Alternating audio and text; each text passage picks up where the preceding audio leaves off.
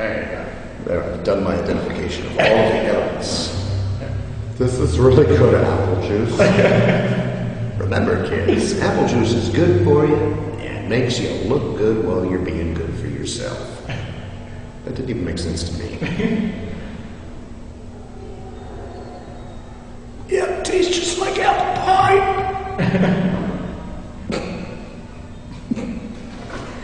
All right, that's it. Wow, that was super fast.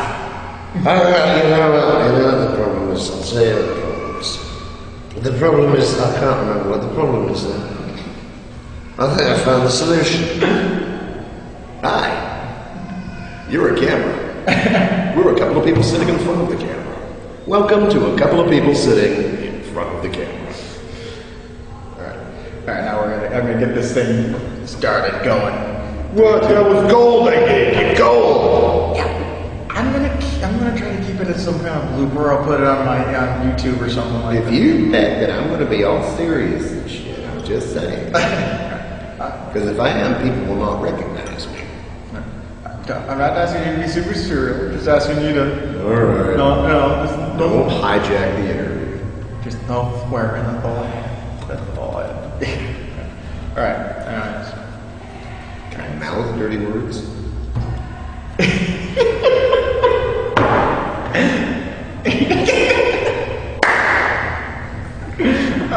Next you mentioned I go to, we go to near there, we're bringing alcohol and an Arby's sandwich.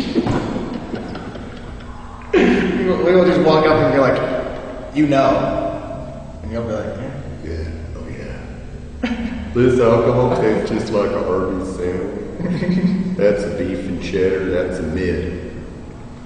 You can tell it's the ratio of bread and cheese to meat.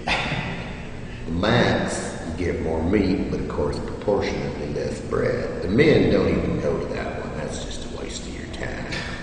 So I would recommend either the mid or the max. Now, this particular Arby's flavored beverage, they went with the mid to appeal to a broader spectrum of connoisseur alcoholic Arby heads. All right, let's get started. all right, let's get started.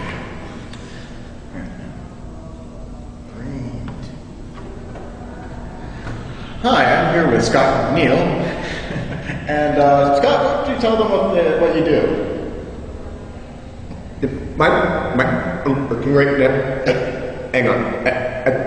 I'm getting a little. Oh, okay. Now, there we go. Got it. All right. What do I do?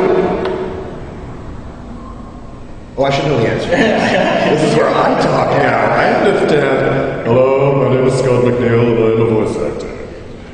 Scott. Hi, guys. Nice of you to come to our meeting. So, what would people know you from? What shows have you done? Well, you may recognize me from such shows as Transformers Beast Wars. I was down about Rat Trap, Wasp Area, Silverbolt on Beast Wars. I've done probably over 10,000 episodes of various shows over the years, so I go back to like the He-Mans, the G.I. Joes, all the Transformers stuff. I'll say I was Wolverine on X-Men. I was Grumpy during Care Bears. Frank Dangling Pillowbots! Alright, I'll do it for the Care Bears scare. If we step to the anime world, I was Piccolo, Chase DeBurr, Karani, Motion Buu, Old Kai, Self Kai, Dr. Brief, a bunch of others on Dragon Ball Z. I was Duo Maxwell on Gundam Wing. I may run and hide, but never tell a lie. Duo Maxwell, that's me in a nutshell.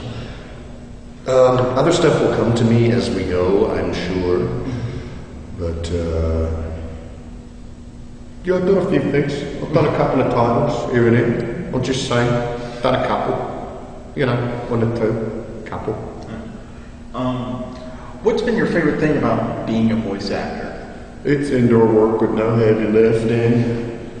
Besides which, I have no other perishable life skills, so if I didn't do that for a living, I'd be stuck in a small padded room screaming. Oh wait, that's what I do for a living, isn't it? That's the best part. Plus, we work naked. A lot. Anyways, so... You right now. The great, you know what, I'll still give you a serious answer on that. As an actor, As an actor in my own affairs someday. If you do television acting or motion picture acting, you are very limited by what you are physically. You know, say, oh my God, we totally loved your audition and stuff, but we need someone that's a quarter inch taller, and what you're doing just is not going to work. It's very limiting. Being a voice actor is the most liberating thing that you can do as a performer, because you can, if you can Imagineer is owned by the Disney Corporation. We'll probably be sued, so that word will be edited out. If you can create it in your mind and you can create it plausibly, you can be anything. And you can be many things all at the same time. You know, a lot of the shows I work on will play like 2, 3, 4, 5, 6, 7, 8 different characters, all concurrent. You know, I've played men and women and pan-dimensional space beings. You know, I played a ball of crime-fighting wasabi on a sushi pack. Never spoke. You know, you can be anything that you want to be. So it's the playground. It's stupidly fun. Stupidly fun. Stupidly is now quantifying adjective. It's been a long weekend. I don't remember words no more. So, what was your very first gig? What got you into? Well, it's a funny question. When I was a young man, many years ago, the very first job I ever had as a voice actor was The New Adventures of He-Man, back in 1988. God, it was such a long time ago. That's like super old and stuff now. But that's when my eyes really kind of opened up to say, wow, you can do anything in there. It's like, this is fun. That's the best part. It's ridiculously fun. It's like you take the world's worst kindergarten class, you take away all the riddling, and you give them all the sugar and cookies they want. That's us at work. That is awesome. Yeah, people are coming and just going like, dude, I can't believe you get paid for this. It's like, neither can we. We're lucky people, I'm just saying. Was there a particular like show or play or something that you were in that made you go, you know what, I want to be an actor. This is what I want to do. I started my illustrious career as a panda bear in a production of Snow White and the Seven Dwarfs when I was 3 years old. My sister was in a small theatre company, and I was pulled in as an extra. And I knew that the balls were the life for me then. What a load of good. That is actually the first thing I ever did as a performer, and I had so much fun doing that. And then throughout school, I was, just acting. And then when I left high school, I went, you know what, Megan, this is really what I want to do. So I went 4 years of full-time theater training and kept getting told that, no, no one's going to pay money to hear those silly little voices of yours, mister. Well, we'll see who laughs now, shall we? So then I got very lucky, and it turned into because it's hard to make a living as an actor in any way, shape, or form. That's another thing about cartoons, is I can be working on 10 different series at the same time. Nobody goes, oh, we can't use you in that because you played that guy and this guy. Are we being serious enough? I feel very serious. I'm enjoying listening to you. That's my thing. I'm just enjoying listening to you because you're an entertaining person. That's what my therapist told me. To talk about the Beast Wars series a little bit. Now, Never. you played the majority of the cast. I would say a larger Percentage than most, perhaps, of the others. I would say the majority. Let me put it. You played the majority of the really memorable. I mean, when people bring up Beast Wars, when I especially talk to people that are not, fanatic Transformer fans, they'll be like, yeah, I remember the rat dude or the dinosaur, the raptor guy. It's like, He was more than just a raptor guy. He was a warrior, and a warrior still. Brutally! Yeah, well, let me see you try that on camera there, Dino Boo. Or should I say, listen lips? thinking about the lizard lips. We're all gonna die. Rat Trap. I know. Shut up, Rat Trap. So, what has been your experience from like the very beginning when you first started and you're like, oh, this is just another show, and it's kind of morphed into something completely different? Warsminator so overwhelmed by fan people. Fan people make Warsminator home in Hall of Fame. Warsminator happy at last. How did that go? How was it that the two fan voted characters that they did the first 2 years of BotCon, they were your characters from that? You know show? what? I have no idea. That's purely fan base. That was just people voting online. I had no idea that this was even going on. And then I thought something might be going down because when they invited me to BotCon 11, I guess, or BotCon 2011, that was the year Dinobot got in. It came very late. It was like 3 weeks before the convention. Suddenly going, hey, Scott, we need to fly you down for, and I'm like, okay. I haven't been to BotCon in years. Sure, they're fun. Then I got there and I was like, oh, there's this thing going on. I'm like, I had a little bit that, there's a reason you brought me down. So then and it was really exciting. It was kind of strange because it's a very anonymous field that I work in. And suddenly, we were at this huge dinner. It was like being at the Academy Awards and everybody's dressed and it was like a 5-course, and white plates. Real knife. They didn't make us use plastic or nothing. Then they had the big video, the video montages. The nominees are, and the winner is Dinobot. And I was shaking like a leaf. Oh, yeah? Yeah. And then I didn't get to go up and say anything. The next year was stranger. The only reason I found out that Waspinator A was in and B won was because Norman Schipple sent me an email going, oh, Waspinator's in the Hall of Fame now. I'm like, okay. Waspinator never been invited to a party. So how was it that? How did you feel in Beast Wars when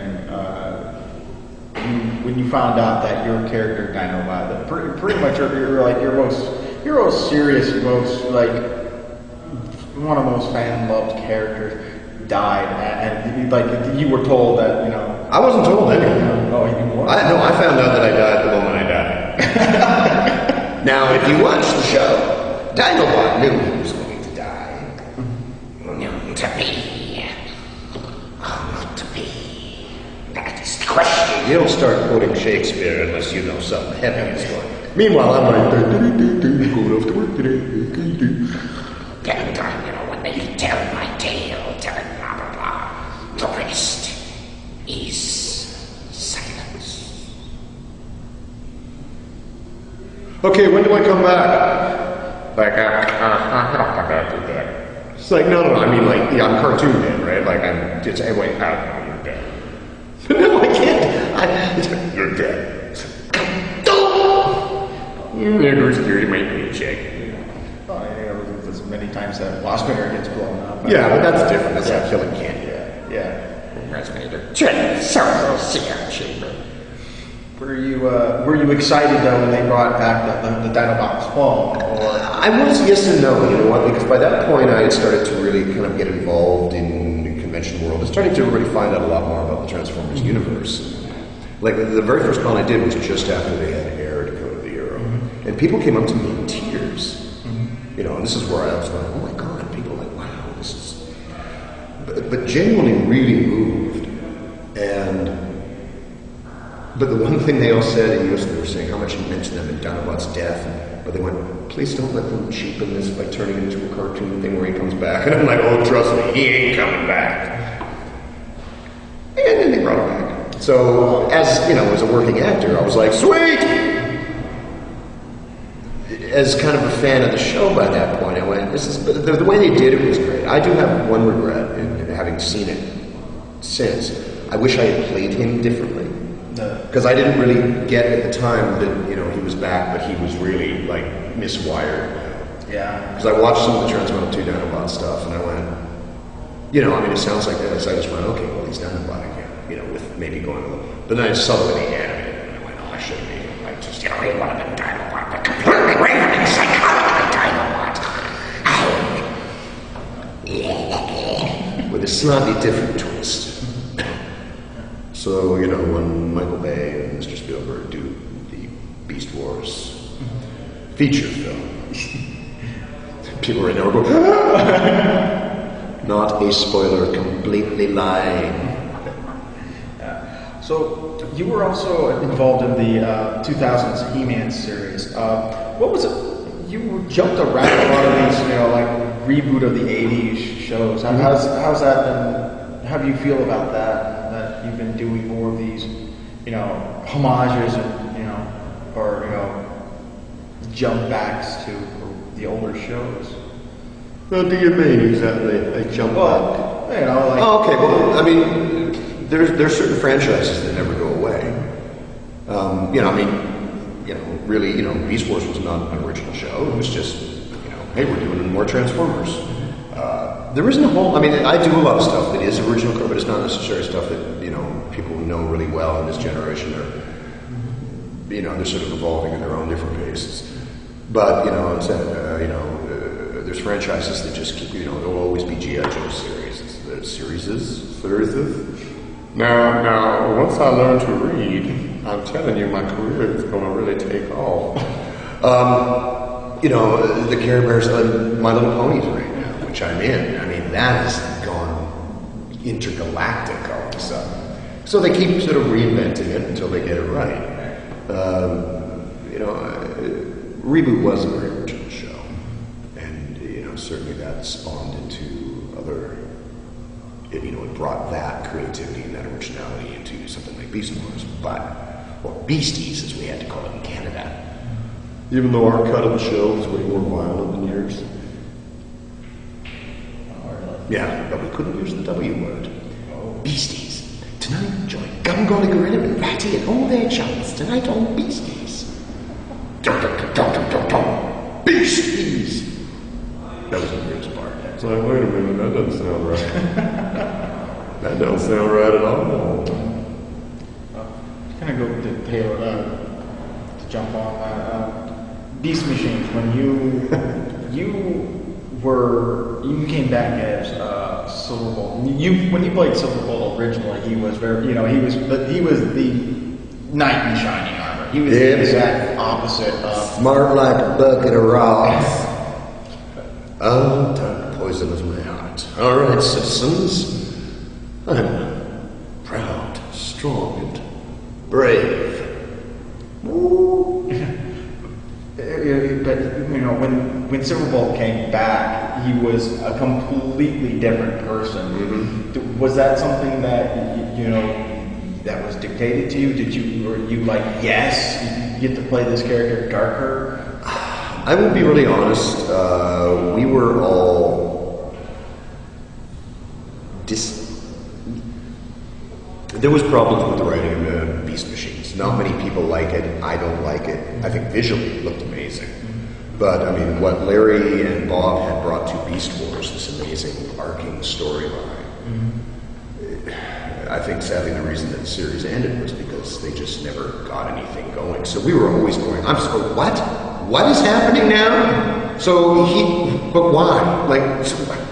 It will all be revealed in the end. It was like, well, we don't want to wait till the end. We're watching cartoons. I want to see how it goes. I want progress. I get upset. I turn into Seinfeld.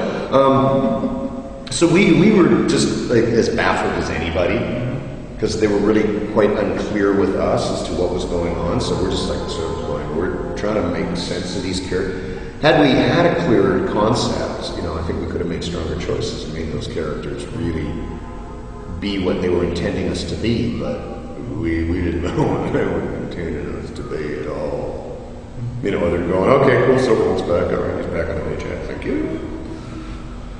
Happy to be working. Always happy to be working. Now, I gotta ask about the live-action Ninja Turtle series here. Seven bone steel turtle hunter, kick, crack some shells. I remember your character very vividly. My chiropractor remembers that character vividly because I spent almost 6 weeks in traction after doing it. Just from all that neck twitching. Oh, yeah? Not to mention the 7-week migraine from having one eyeball cranked over to the side the entire time. Plus, I was working 24 hours a day straight for 7 weeks, but it was fun. Yeah. Well, the reason why I bring this up is because at least I rarely see you in an actual live action role, and the very first time I've ever seen a picture of you, I was like, that's the guy. That's the guy. That's that crazy turtle. Yeah. I was like, so how did you land that gig, or was it just Audition, same as anything else. Working actor. That's people. Like, I can hear a lot of complaints, where I live in Vancouver. People are like, well, God, man, I can't get into cartoons. It's so nepotistic, man. They just keep hiring you. And it's like, it's got nothing to do with that. Every time a show comes along, we are having to audition. We audition. They get sent away. The decisions are made by people in New York, people in LA, people wherever the producers are for these shows. It's not like they just go, yeah, we're going to go to Vancouver and we're just going to hire this group of actors to come in and do the show. So it's the same with, with an on-camera scenario. I audition for a lot of stuff. I book, thankfully, touch wood, a respectable amount of those. I actually do quite a bit more on camera lately, so. And it's fun. It's also strange, like I'm on set for 16 hours a day. A lot of it's sitting around doing nothing. Short bursts of extreme activity, day after day in order to get a 20-second bit of footage. Whereas cartoons, we go in and record an entire episode in 2.5 hours. And then, you're free in the afternoon to go do another show.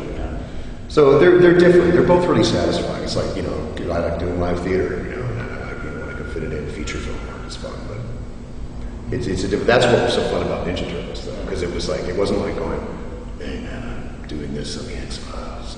I found this, that was such a broad character. It was like me bringing what I do for cartoons, which I think is why I got the gig, because they had all these sort of straight, normal actors coming in. Then I just went in and went, I got this idea for this character. First of all, the eye was all tapped out. And they were just like, you know what? That's really good. That's really good. Let's go with that. That's not, when I play stuff on camera, it tends to be very weird characters, just because that's the world I live in anyway. So they're like, yeah, we could never hire him to be a leading man, but by God, when you got that psycho guy next door, those a strange scientist, or whatever they want to be. I just did a movie where I got to use my native tongue for a change. I played a park ranger named James Whitfield in a movie called Tasmanian Devils. All I can say is that I made a rather nasty demise with the hands of some nasty creatures. I just did a show called Primeval New World, where I meet a horrifying demise at the hand of some nasty creatures. I did an episode of Psych, where I meet my demise at the hand of a bunch of nasty people. I seem to die a lot. I have died a million deaths, the Scott McNeil story. Now I'm gonna. Just for your edification, people that are watching, we're in a haunted building right now. I just want to say that. And actually, it goes perfectly into my next. You see what I did there? Yeah, you see what I did there? I took them and I took them over to you, is what I did there. What? You had mentioned that you felt that there was some kind of presence here in this building. Yeah. Do you feel that you were psychically linked to the league or something like that, or do you just get that? Jesus, I'm sorry. I don't know where that came from. Okay, that was weird.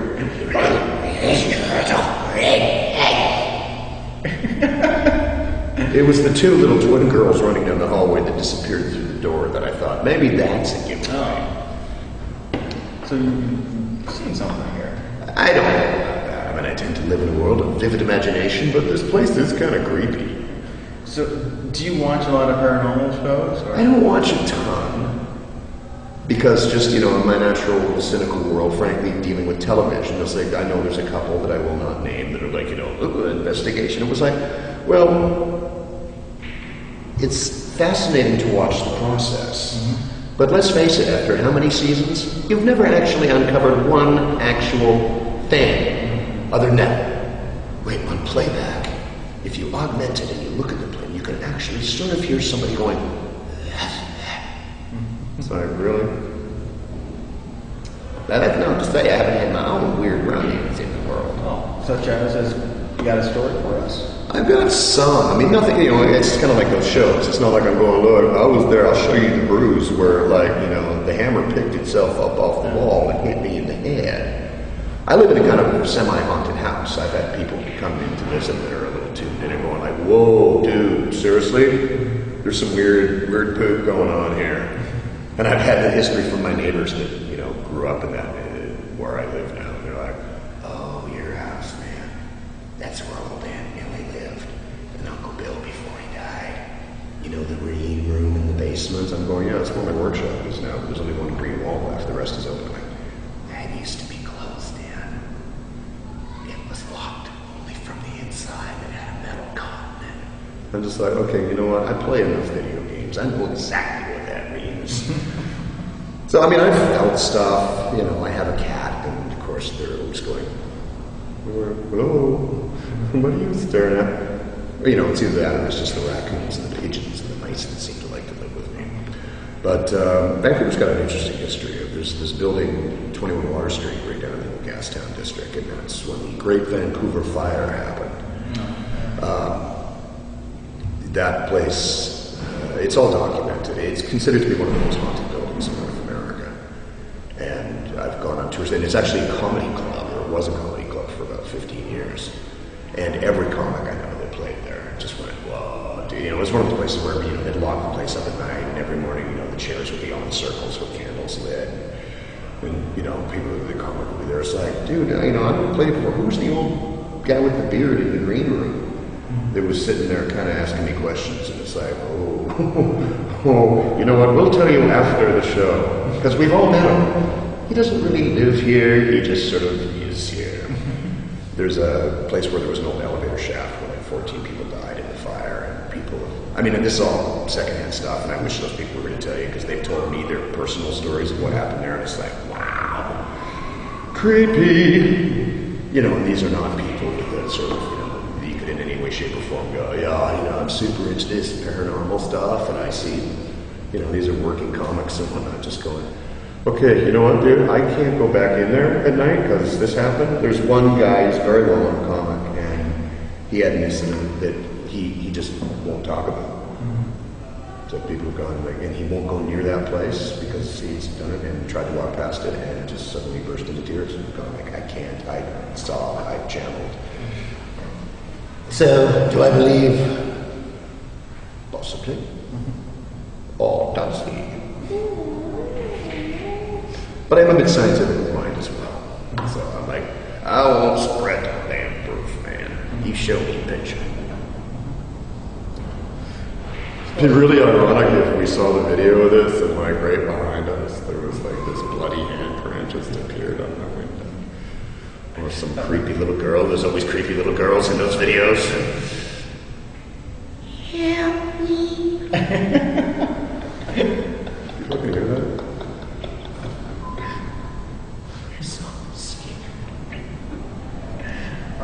Anyways, Welcome to the Blair Witch Con.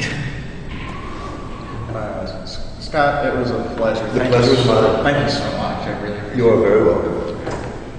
Goodbye to you from all of us to all of you in Viewerland and